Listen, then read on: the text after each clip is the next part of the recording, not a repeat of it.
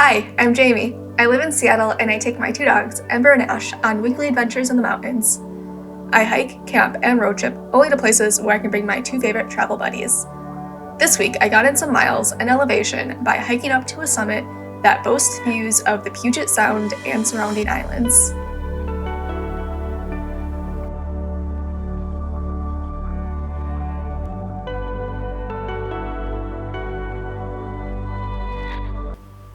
Hi, welcome back.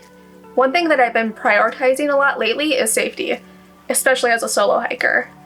But also with everything going on around the pandemic, I think it's even more important to lessen any risks that come with hiking that might result in, needing a rescue or even having to take up any space at a hospital. Of course, there's always some risk with hiking, but there are ways to lessen those risks. Some of the safest trails are the ones that remain completely free of avalanche risk and don't have any snow or ice.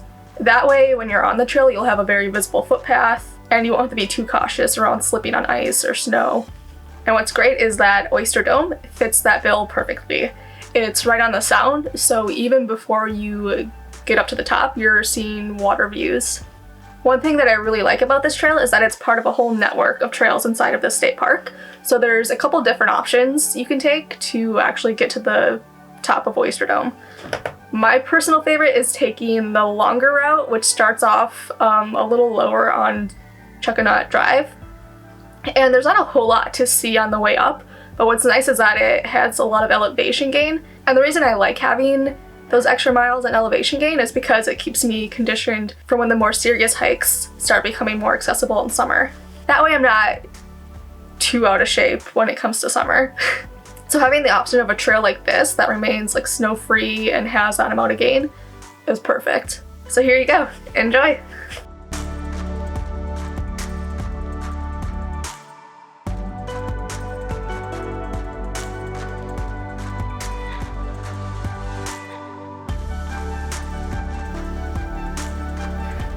Oyster Dome is a pretty simple hour-and-a-half drive from Seattle. It's in the Blanchard State Forest that sits right below Bellingham. When there's not a pandemic, my favorite thing to do after this hike is to go into Bellingham to get dinner and drinks. There are a couple of options on where you can start. The shortest trail route has you parking at the upper lot of the Blanchard Mountain State Park, which also has a nice overlook. This is the only option that has bathrooms at the beginning. The longer route has a steep portion that gains a lot of elevation. It's great if you're wanting more of a workout, and it is also my personal favorite spot to start off at. This trailhead has you parking along Chuckanut Drive, which can get tricky during busy periods. The trailhead can also be super easy to miss from the road, so I always have the map up just to make sure I know where I'm going after I park. Fortunately, Google Maps has a marker for this trailhead.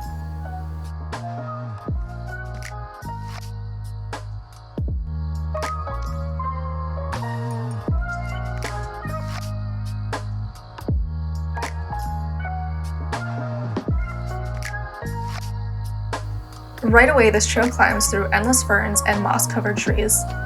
The way the trees tower above brings me so much joy.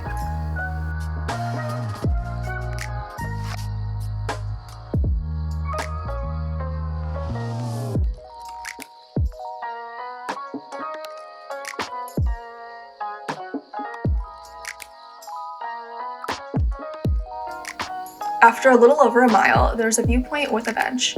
The past 2 times I've done this trail, it's been overcast at the top, but had totally clear views here. So it doesn't hurt to stop for a quick drink and enjoy the views of Samish Bay, the San Juan Islands, Vancouver Island, and the Olympic Mountains, if it's clear enough.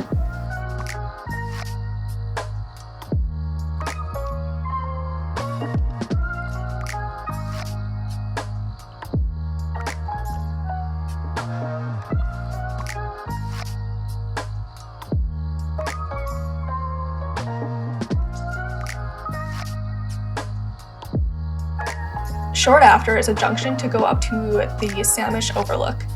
This is a parking lot that also has a bathroom. This trail is busy enough where I would rather not squat in the woods, so a slight detour happens. And I got another great view at this overlook.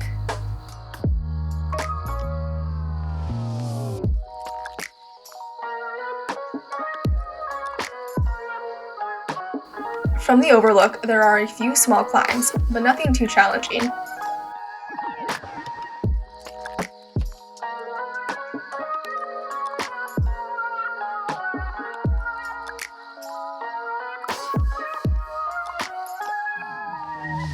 After a set of switchbacks, another junction comes up that has a sign pointing towards Oyster Dome. From here, the dome is only a stone's throw away, and there's another very slight climb to get to the final destination.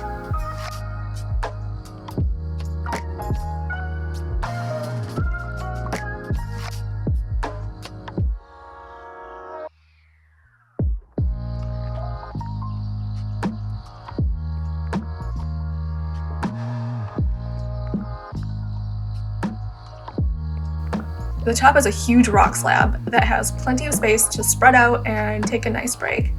And if you're lucky, enjoy the view. When I got to the top, it had become completely overcast and started lately snowing. I saw quite a few people on the trail, but really only saw one other group at the top. It may have been because of the conditions, but I was still surprised to see it so bare, even on a weekday. After warming up a bit with some hot cider, I headed back down, soaking in all of the underappreciated forest sights along the way.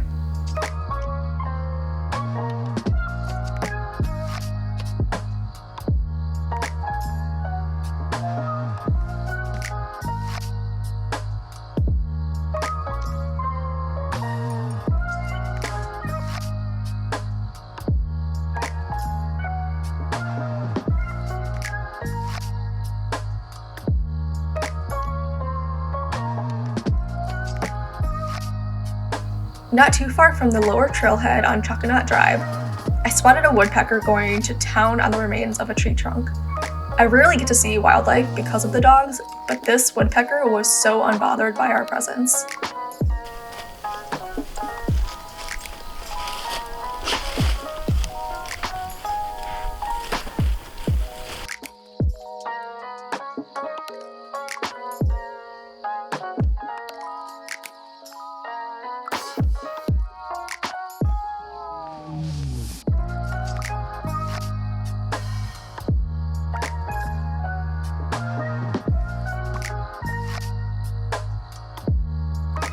After packing up my car, I headed straight home.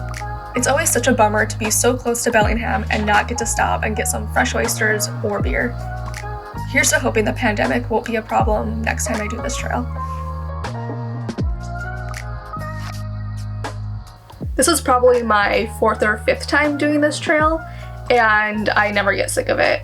It's amazing getting to have that incredible of a trail with those nice of views be accessible year-round, and the fact that it's accessible year-round means I'll probably do this one every single winter, as I have been for the past several years.